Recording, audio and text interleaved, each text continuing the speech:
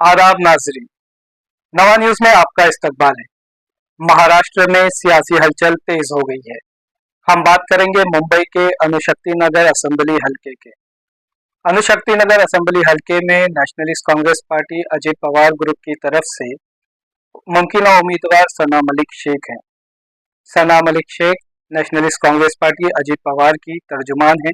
इसके साथ ही मुकामी एमएलए नवाब मलिक की साहबजादी हैं। वो काफ़ी अरसे से इस हलके में सरगर्म हैं और अवामी खिदमत में मसरूफ़ हैं। इसके बाद हम बात करते हैं महाविकास आघाड़ी की। महाविकास आघाड़ी की तरफ से अब तक किसी भी उम्मीदवार के नाम का ऐलान नहीं किया गया है, लेकिन 27 सितंबर 2024 को महाविकास आघाड़ी की तरफ से एक बहुत बड़े जलसे का एहतमाम चीता कैंप में हुआ। इस जलसे में नेशनलिस्ट कांग्रेस पार्टी शरद चंद्र पवार की तरफ से member of parliament Supriya Sule ने शिरकत की।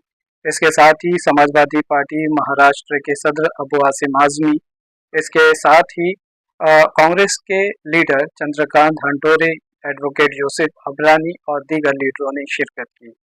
ये जलसा चीता कैंप के मेन रोड पे रखा गया।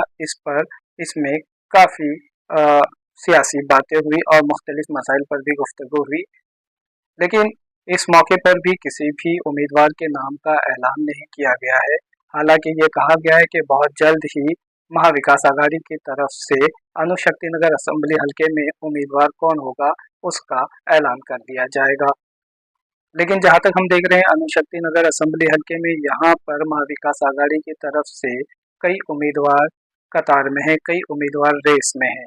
इनमें अगर हम बात करते हैं समाजवादी पार्टी की तरफ से, तो समाजवादी पार्टी ने भी अणुशक्ति नगर असेंबली हलके से अपने उम्मीदवार को खड़ा करने की ख्वाहिश जाहिर की है।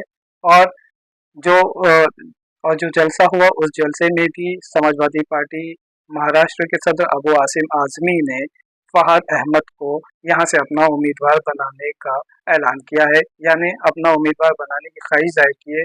उन्होंने ये साफ साफ तौर पर कहा कि अगर महाविकास आघाड़ी की तरफ से उनको मौका दिया जाता है तो वो यहाँ से फहाद अहमद को ही टिकट देंगे, यहाँ से फहाद अहमद को ही समाजवादी पार्टी की तरफ से उम्मीदवार बनाएंगे। इसके बाद अगर हम बात करते हैं नेशनलिस्ट कांग्रेस पार्टी शरद चंद्र पवार की, तो वहाँ पर कई सारे उम्मीदवार रेस में नजर आते हैं और उनके बैनर्स, पोस्टर्स, होर्डिंग्स भी जगह जगह पर चीता कैंप में नजर आती है। इसके बाद अगर हम बात करते हैं शिवसेना की तरफ से, तो शिवसेना के विभाग प्रमुख प्रमोद शिंदे का नाम भी यहाँ पर चर्चा में है कि वो भी यहाँ से इलेक्शन लड़ सकते हैं।